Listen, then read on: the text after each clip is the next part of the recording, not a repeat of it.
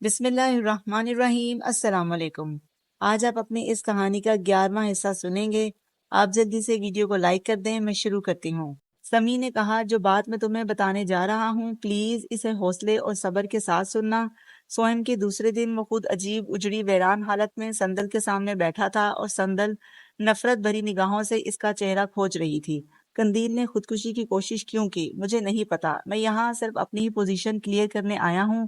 اس نے جو کچھ بھی کیا وہ اس کا اپنا عمل تھا، بہرحال اس میں میرا کوئی ہاتھ نہیں۔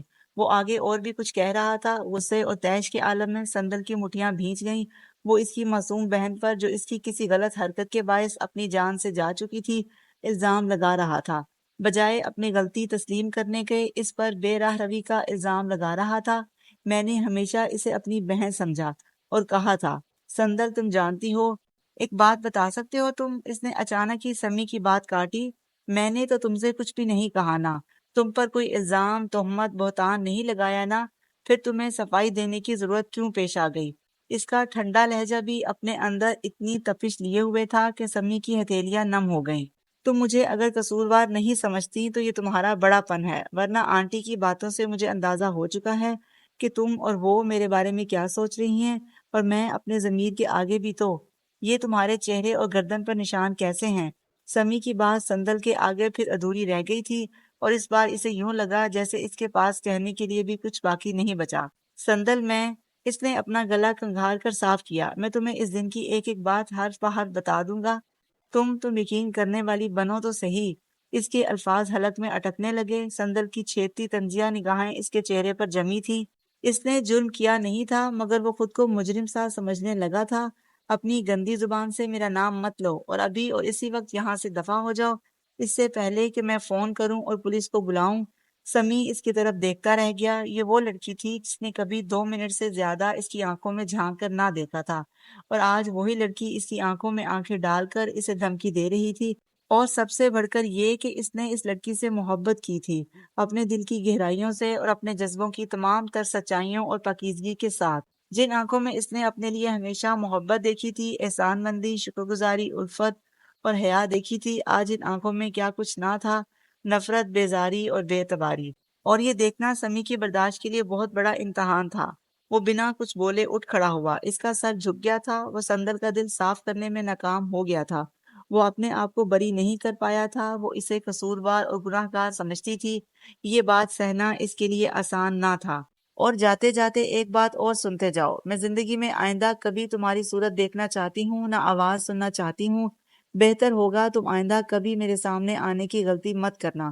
اس نے دہلیز پر رک کر بنا پلٹے سندر کی آواز سنی اور باہر نکل گیا۔ چند دن پہلے یہ سیڑھیاں اترتے ہوئے اس کے قدموں میں کپکپاہٹ تھی، اور آج لگتا تھا اس کے وجود سے جان نکل چکی ہے۔ وہ ایک چلتا پھرتا روبوٹ بن چکا تھا۔ سندل اپنے کمرے میں بند ہو کر پھوٹ پھوٹ کر رو رہی تھی، بلک رہی تھی۔ اس کے سینے سے قندیل کی تصویر لگی تھی، اور آنسوؤں میں گزشتہ دنوں سے جڑی ہر شے بہہ رہی تھی، سمی اور اس کا اعتبار، محبت، بھروسہ، قندیل اور اس کی زندگی سے جڑا آخری خونی اور سگا رشتہ بھی۔ وہ جانتی تھی یہ انکشاف کہ سمیر کی بہن مناہل کے منگیتر سمی اور اس کا اپنا آپس میں ماضی میں کوئی تعلق رہ چکا ہے، اتنا معمولی نہ تھا۔ سمیر یقیناً اس کی طرف سے مسلسل خاموشی سے تھک ہار کر سمی سے ہی اس کی وجہ پوچھے گا، تمہارا اور سندر کا کیا رشتہ ہے، یا ماضی میں کبھی تھا، اور ایسا کیا کچھ وقوع پذیر ہو چکا ہے تم دونوں کے درمیان کہ وہ ایک پل کے لیے بھی تمہارے سامنے ٹھہر نہ سکی؟ اور کیا سمی اسے سب کچھ سچ سچ بتا دے گا؟ کیا اس میں اتنی ہمت ہوگی کہ اپنی ہونے والی بیوی اور اسے دیوانوں کی طرح چاہنے والے بھائی کے سامنے اعتراف جرم کر سکے، اسے اپنا اور میرا تعلق اور بعد میں اس تعلق کے ختم ہو جانے کی وجہ بتا سکے گا، اسے یہ بتا سکے کہ وہ کسی بے گناہ کا قاتل ہے؟ اس کی دست درازی وقتی ہی صحیح، لیکن اس کی ہوس کسی معصوم کی جان لینے کا سبب بن گئی۔ سوچیں اور ان گنت سوچیں آتش فشاں سے ابلتے لاوے کی طرح اس کے اعصاب کو جھلسا رہی تھی۔ ٹوٹے پھوٹے جملے اور بے ربط سی لکھائی میں اس نے استعفیٰ لکھا اور باہر نگمانہ کے پاس آ گئی۔ میرے لیے یہ جاب چھوڑ دینا ہی بہتر ہے، میں سمیر کا سامنا نہیں کرنا چاہتی۔ میرے پاس اس کا پرپوزل ریجیکٹ کرنے کے لیے جو وجہ ہے، اسے سن کر اسے شدید شوق پہنچے گا، کیونکہ وہ سمی کے ماضی سے واقف نہیں۔ وہ بالکل میری طرح اس کی شخصیت سے متاثر ہے اور اسے آئیڈلائز کرتا ہے، اور میں نہیں چاہتی کہ جس طرح میری نظروں میں سمی کی پرسنالٹی کا بت ٹوٹ کر بکھرا تھا اور اس سے مجھے جس قدر دھچکا پہنچا تھا ویسا ہی سمیر کو لگے۔ میرا تو خیال ہے کہ تمہیں سمیر کو سب بتا دینا چاہیے۔ کیا فائدہ ہوگا؟ وہ اپنی بہن کے لیے بہت پوزیسو ہے اور بہت خوش بھی کہ اس کی بہن کو جیون ساتھی مل گیا ہے، لیکن اس کی اصلیت سے تو تم ہی واقف ہونا۔ کیا یہ سمیر کے لیے بہتر نہیں ہوگا کہ تم اسے سمی کے بارے میں بتا دو؟ پتہ نہیں کیا بہتر ہے اور کیا نہیں۔ میں بہت بری طرح تھک چکی ہوں، ٹوٹ چکی ہوں، سب کچھ، ہر چیز الٹ پلٹ ہو گئی ہے۔ کیا کیا نہیں سوچ لیا تھا میں نے اپنے اور سمیر کے حوالے سے، اور کیا ہو گیا یہ سب۔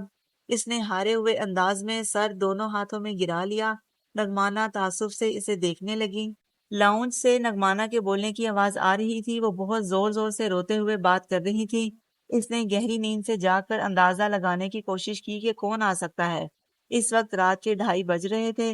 اس نے ذہن پر زور ڈالا تو یاد آیا کہ 9 بجے رات میں نگمانا نے اس کی مسلسل بگڑتی ہوئی اعصابی کیفیت کے پیش نظر اسے زبردستی سلیپنگ پلز دے کر سلا دیا تھا، اور سونے سے پہلے اس نے ارادہ کیا تھا کہ وہ کل ہی اپنا استعفیٰ ڈاک کے ذریعے آفس بھجوا دے گی۔ ابھی تو ایک ہی دن گزرا تھا، ممکن تھا کہ سمیر اسے آفس میں دیکھ کر اس سے بات کرنے کی کوشش کرتا، اور وہ کسی صورت اس کا سامنا نہیں کرنا چاہتی تھی۔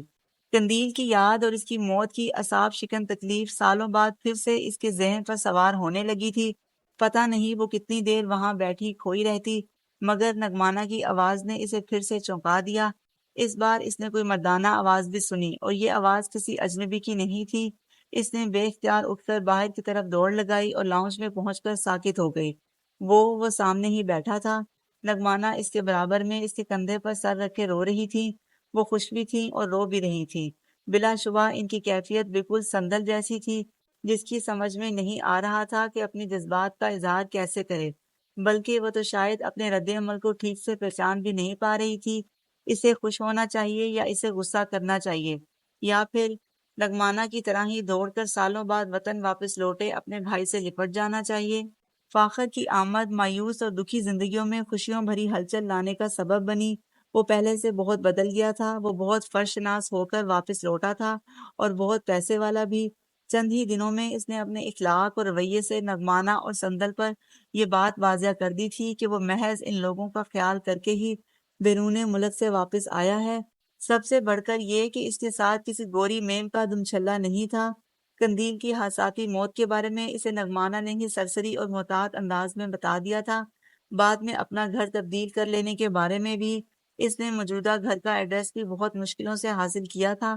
سندل اس کی شخصیت میں آ جانے والی تبدیلیوں کی معترف ہونے کے باوجود اتنی جلدی اس پر بھروسہ کرنے کو تیار نہ تھی، اور یہ بات اس نے اکیلے میں نگمانا پر واضح بھی کر دی تھی۔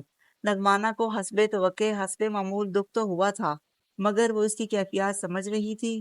ایسی ہی موسم سرما کی ایک خنک شام جب فاخر نگمانا کو لے کر شاپنگ کروانے نکلا تھا، اور اس نے ہمیشہ کی طرح انکار کر دیا تھا۔ اس نے سمیر کو اپنے فلیٹ کے دروازے پر کھڑا دیکھا۔ وہ جانتی تو تھی کہ یہ وقت آئے گا ضرور، مگر اس وقت اس کے ذہن میں نہیں آیا کہ وہ کیا کہے۔ جب ہی کچھ متذبذب سی ہو کر ایک طرف ہو گئی۔ سمیر بھی چپ چپ سا تھا۔ اس کے انداز سے پتہ چل رہا تھا کہ اس کی سمی سے یقیناً کوئی نہ کوئی بات ہوئی ہے، اور وہ بات کیا ہے وہ کوئی بھی اندازہ لگانے سے قاصر تھی۔ تم جانتی ہو میں یہاں کیوں آیا ہوں؟ وہ لاؤنج میں بیٹھتے ہی بنا تمہید باندھے پوچھنے لگا۔ شاید جانتی ہوں، شاید نہیں۔ اس کا جواب اس کی ذہنی کیفیت کا عکاس تھا۔ چند لمحے خاموشی طاری رہی۔ نہیں، تم نہیں جانتی، بلکہ شاید تم کچھ بھی نہیں جانتی، کچھ بھی نہیں۔ سندل نے گہری سانس لے کر اس کا چہرہ دیکھا۔ ہو سکتا ہے تمہارا خیال غلط ہو۔ نہیں، میرا خیال 100% درست ہے، کیونکہ میں یہاں ایسے ہی منہ اٹھا کر نہیں آ گیا ہوں۔ وہ چند لمحے رک سا گیا۔ پورے گھر میں گہری خاموشی ہانپنے لگی۔ میں سمی سے مل کر اس سے بات کر کے یہاں آیا ہوں۔ سمیر پلیز، اس شخص کا نام سننا نہیں چاہتی، نہ اس کے بارے میں بات کرنا چاہتی ہوں، نہ ہی مجھے اس بات سے غرض ہے کہ اس نے تمہیں اپنے اور میرے بارے میں کیا بتایا ہے۔ میں تمہیں اس کے بارے میں بتانے نہیں آیا، نہ میں تم سے اس کے بارے میں بات کرنے آیا ہوں۔ تو پھر میں تم سے شادی نہیں کر سکتی۔ اگر تم اپنے پرپوزل کا جواب لینے آئے ہو تو یہ بھی میں پہلے ہی کلیئر کر دوں۔ وہ پھر سے چپ ہو کر اسے دیکھنے لگا۔ سندل کو الجھن ہوئی۔ مجھے پتا تھا آفٹر آل تمہارا جواب یہی ہوگا، اور ہونا بھی چاہیے، لیکن میری بات سننے کے بعد میں یہاں تمہیں اپنے بارے میں کچھ بتانے آیا ہوں، اپنے اور قندیل کے بارے میں۔ اسے معلوم تھا وہ جتنے دھیرے سے اپنا اور قندیل کا نام لے گا سندل اتنے ہی زور سے چونک جائے گی، اور ہوا بھی یہی۔ قندیل کے بارے میں تم کیا جانتے ہو؟ اس کے بارے میں وہ سب کچھ جو تم نہیں جانتی۔ سندل منہ کھولے اسے دیکھ رہی تھی۔ تمہارا مجرم سمی نہیں، میں ہوں سندل، میں سمیر سلطان۔ اس نے قندیل کا نمبر اپنی اور اس کی مشترکہ دوست سے لیا تھا۔ اس کی کس بات نے سمیر کو متاثر کیا وہ ٹھیک سے جانتا تک نہ تھا۔ شاید اس کی معصوم شکل و صورت یا اس کے بے باک انداز نے۔ وہ اس کے فرینڈز میں شامل نہیں تھی، نہ ہی یونیورسٹی میں اس کے ساتھ تھی۔ اس کی اور سمیر کی ملاقات بہت کم، چند ایک بار ایک مشترکہ دوستوں کے گھر پارٹیز اور گیٹ ٹوگیدرز میں ہوئی تھی۔ پھر متعدد بار اس کی طرف دوستی کا ہاتھ بڑھانے کے باوجود اس نے کوئی خاص توجہ نہیں دی تھی۔ اول تو مناہل کی وجہ سے وہ شاذ و نادر ہی کبھی دوستوں کی گیدرنگ میں جاتا تھا، اور اتنا کم جانی کی وجہ سے وہ قندیل سے اور بھی کم مل پایا تھا۔ بہرحال قندیل کے گریز نے اس کے دل میں قندیل کے لیے پسندیدگی کے جذبات کو کچھ اور بڑھا دیا، اور کچھ اس کے بارے میں جمع کی گئی معلومات نے۔ وہ ایک نچلے متوسط طبقے سے تعلق رکھنے والے گھرانے سے تعلق رکھتی تھی، لڑکوں سے دوستی تھی، مگر اس کے حلقہ احباب میں 90% لڑکیاں شامل تھیں، اور سب سے بڑھ کر اس کا لباس۔ اس کی دوستیں اسے ڈریسنگ کے معاملے میں دقیانوسی اور بڈھی روح کہہ کر پکارتی تھی، کیونکہ وہ نہ تو سلیو لیس پہنتی تھی اور نہ اتنے شارٹ ٹاپس کہ اٹھتے بیٹھتے اس کی کمر دکھائی دے۔ جب ہی ایک دن اچانک اس کے فون کرنے پر اس نے اسے ویکینڈ پر گھر آنے کی دعوت دی تو وہ خوشی بھری حیرت کا شکار ہو گیا۔ وجہ چاہے جو بھی ہو، مگر اس نے سوچ لیا تھا کہ جب وہ اس کے گھر تک جا ہی رہا ہے تو اپنے اور اس کے درمیان دوستی کو اس نہج پر لے جانے کی پوری کوشش کرے گا کہ جلد از جلد نہ صرف اسے پرپوز کر سکے، بلکہ قندیل اس کے پرپوزل کو ایکسپٹ کرنے میں کوئی بھی تردد نہ کرے۔ وہ زندگی میں پہلی بار واقعی کسی لڑکی کے لیے اتنا سنجیدہ ہو کر سوچ رہا تھا، اور اسے علم نہ تھا کہ قدرت اس کے ساتھ کیسا سنگین مذاق کرنے والی ہے۔ آج بس یہیں تک ختم کرتے ہیں۔ یہاں تک کہانی آپ کو کیسی لگی ضرور بتائیے گا، اور اگر آپ پچھلے پارٹ سننا چاہتے ہیں تو پلے لسٹ کون جیتا کون ہارا موجود ہے۔ مزید سننے کے لیے میرے ساتھ رہیے گا۔ اگر آپ نے ابھی تک ویڈیو کو لائک نہیں کیا تو پلیز لائک کر دیں، اور اگر چینل پر نئے ہیں تو پلیز چینل کو سبسکرائب کر کے بیل آئیکن ضرور پریس کر دیں تاکہ آنے والی ہر ویڈیو کا نوٹیفیکیشن آپ کو مل سکے۔ میری دعا ہے کہ اللہ آپ کو آسانیاں عطا فرمائے اور آسانیاں تقسیم کرنے کا شرف عطا فرمائے۔ جزاک اللہ۔